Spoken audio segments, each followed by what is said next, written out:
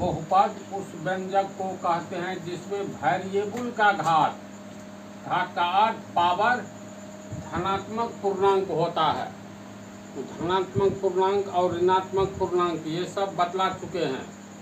जैसे अगर हम लोग संख्या रेखा खींचेंगे, इस संख्या रेखा पर यहाँ पर शून्य लेते हैं तो संख्या रेखा अनंत से आती है और शून्य से गुजरते हुए अनंत की ओर चली जाती है। संख्या रेखा के ठीक बीच में शून्य स्थित होता है। शून्य के आगे धनात्मक पूर्णांक होता है, जैसे 1, 2, 3, 4 डॉट डॉट डॉट अनंत तक चला गया और शून्य के पीछे ऋणात्मक पूर्णांक होता है।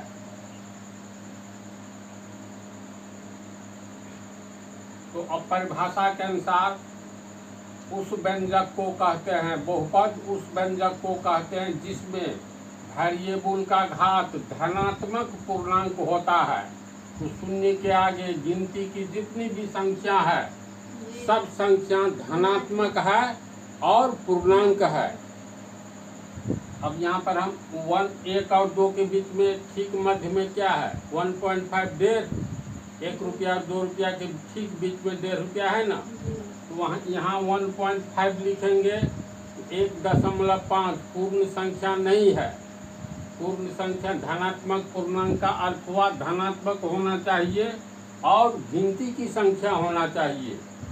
इसके उदाहरण में परिभाषा के अनुसार उदाहरण 1 अगर हम लोग लिखते हैं x² + 5 तो ये तुमको बहुपद कहलाएगा। क्यों?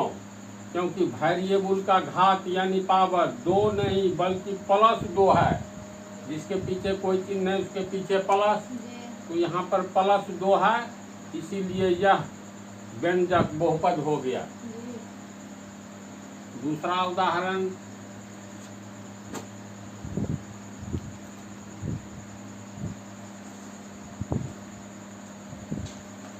बोलो बहुपद होगा जी। इसलिए होगा यह एक व्यंजक है।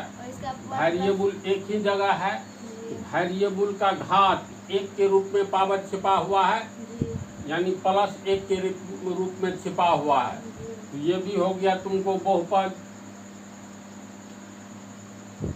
अगर हम लोग लिखते हैं 5x³ - 3x² + 4x